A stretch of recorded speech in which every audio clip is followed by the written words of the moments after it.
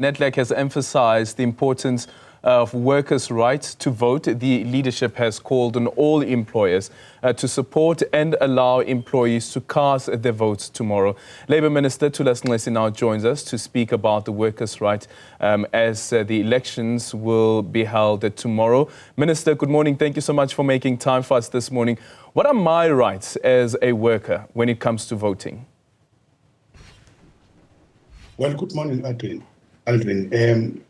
I always say, cast your mind or back to pre-1994, very few labor rights at the time. Workers had started to organize very violent strikes after the Durban strikes of 1972. But still, today, in some sectors, the slave labor conditions are still continuing, especially in the farms.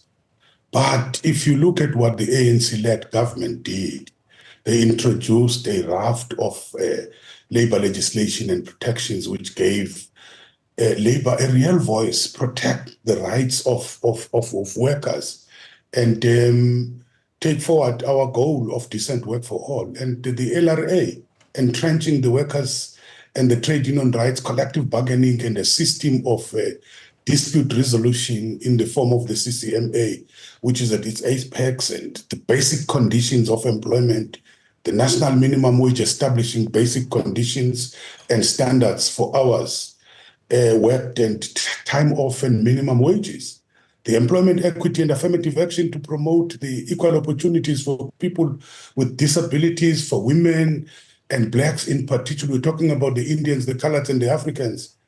And they greatly strengthened health and safety regulations, the social protection in the form of compensation for the injured and the sick workers, and the UIF for the unemployed. So the advent of democracy, we believe very strongly, ushered in a constitutional order premised on equality, on freedom and the human rights. And take, for instance, the national minimum wage. The first law to be introduced by the administration under President Ramaphosa. Sure, Minister. I see what you're trying to do here, though, Minister.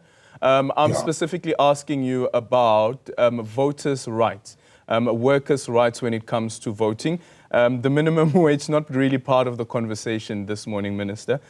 So again, what are my rights as a worker when it comes to voting? The right, every worker has a right to vote. The 29th of May has been declared by government as a public holiday. And workers can only be made to work if they have a right to the overtime or to work overtime. And if their contract of employment requires them to work on that public holiday. If their employer disciplines them for not working, if they have not agreed, they can approach the CCMA. Therefore, workers are on public holiday, and workers' rights include the right to vote. And I am making then the clarion call to say, all employers to allow the workers their democratic right, the right to go and vote. And if workers are forced because of the circumstances in the industry where they are working, arrangements can be made in terms of the shifts. But what should not be allowed? Workers starting at 9 o'clock and knocking off at 9 o'clock in the evening. That means those workers won't have a chance to vote. Therefore, we're appealing to the employers to make sure that they make arrangements with the different workers in terms of their shifts so that they have a right to go and vote. Yep. And ordinarily with our election system as well, there is the special votes that take place yesterday and today as well. That has always been in place, and workers who would be working on the day of the election have that option available to them. But they also still have the right to vote on the election day itself, which would in this year is on the 29th of May. What are some of the industries, Minister, that you have picked up some complaints against when it comes to blocking workers from casting their ballots with the previous elections? The major industries where we normally have problems would be in the farming sector. also in the retail sector, where many of the retailers, they open their shops and they make the workers to knock off at 7 o'clock. And by the time they reach their places or their homes, it's too late for them to be able to go and vote. Of course, there are essential services which are known in terms of the law. If there are those essential services, there must be arrangements. Unfortunately, the issue of the special votes is closed now, but the NEDLAC, which is the partners, all of them, the Labour government, business and the communities, and together with yes, all the 4 constituencies, they made a call that employers should arrange for the workers who might be forced to work on the election day. And some have made it, some have not made it, but we are saying rearrange your shifts so that you allow the workers to do that. Yeah, so we see with other democracies, for instance, like with the United States, they don't have what we have, like the election day being declared a public holiday, which also speaks to the civil rights that are being enjoyed in the country. However, there's still a violation of those rights. What happens if I, as a worker, say that I want to go and cast my ballot? My employer then says there's no way that you're going to go and vote. You need to continue working your hours through. If you do not work on election day, this is now on the 29th, tomorrow, you will be fired. You will be forced to go through a disciplinary process. What are my rights in that situation? 29th of April has been declared a public holiday. It has been announced long ago. But if it happens that an employer wants to discipline the workers, it means therefore we have a dispute. It means then we will have to go to the CCMA and deal with that particular dispute. But unfortunately, it might be late after the voting day, because those disputes, they will take a lot of time. But we still are appealing to some of the complying employers to respect this right of the workers. But we're also calling on all the trade unions, all the federations to monitor their sectors, to interact with the workers. We're also calling those workers to know where to report, including the police stations, and phone those police stations next to them if they are denied that particular right. No employer can deny the workers' right to go and vote. It's criminal if they do that. Okay. And Minister, part of our legislation as well is like people like yourself, for instance, you are a political deployee.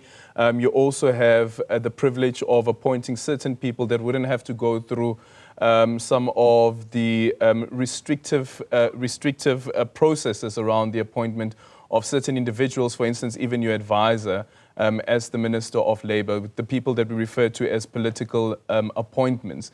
And with the elections, sometimes, unfortunately, what happens, the outcomes of those elections would mean that certain people would lose their positions, political deployees would lose their positions. How is government dealing with that